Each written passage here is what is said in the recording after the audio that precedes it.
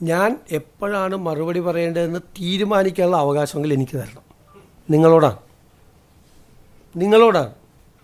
ഞാൻ മറുപടി പറഞ്ഞില്ല, മൗനി ബാബയാണ്. 12 പ്രാവശ്യം ചോദിച്ചു. എങ്ങനെയാണ് ചോദിച്ചതെന്നറിയാം?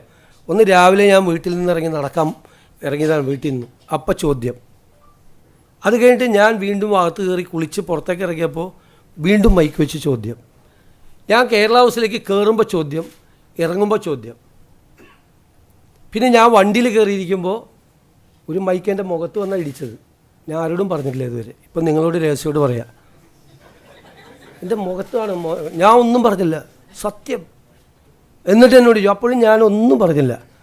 എപ്പോഴാണ് പറയേണ്ടതെന്ന് തീരുമാനിക്കാനുള്ള അവകാശമെങ്കിലും ദയവ് ചെയ്ത് എനിക്ക് തരാം. ദയവ് ചെയ്ത് എപ്പോഴാണ് ഒരു കാര്യത്തിൽ മറുപടി പറയാൻ വേണ്ടേ?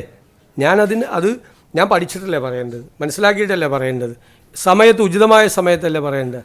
ഞാൻ അങ്ങനെ ഒളിച്ചോടുന്ന ആളാണോ? അങ്ങനെയാണെങ്കിൽ ഞാൻ ക്യാബിനറ്റ് ബ്രീഫിംഗ് നടത്തി തുടങ്ങിയില്ലേ നിങ്ങളോട്? എത്ര പ്രാവശ്യം നിങ്ങൾക്ക് എല്ലാ അവസരങ്ങളും തന്നു? അപ്പോൾ നിങ്ങൾക്ക് ചോദ്യം ചോദിക്കാനുള്ള അവകാശം പോലെ തന്നെ എനിക്ക് മറുപടി പറയാനുള്ള അവകാശം കൂടി എനിക്ക് തരണം.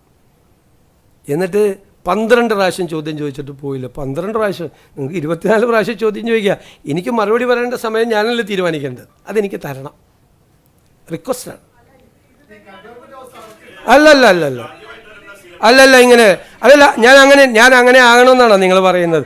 ഞാൻ ക്യാബിനറ്റ് ബ്രീഫിംഗ് നടത്തുന്ന ആളാണ്. നോ നിങ്ങൾ ചോദിക്കുമ്പോൾ അല്ലല്ല, നിങ്ങൾ ഇല്ല ഞാനിപ്പോൾ വന്നിരിക്കുമല്ലേ. ഇല്ല നിങ്ങൾക്ക് അദ്ദേഹത്തിൻ്റെ അടുത്തേക്ക് പോലും പോകാൻ പറ്റില്ലായിരുന്നല്ലോ. പിന്നെയാണ് നിങ്ങൾ 12 പ്രാവശ്യം ചോദ്യം ചോദിക്കണം. നോ നിങ്ങൾ അങ്ങനെ പറയല്ലേ, അങ്ങനെ ആക്കല്ലേ, അങ്ങനെ താരതമ്യം ചെയ്ത് നിങ്ങൾ അങ്ങനെ ആക്കല്ലേ.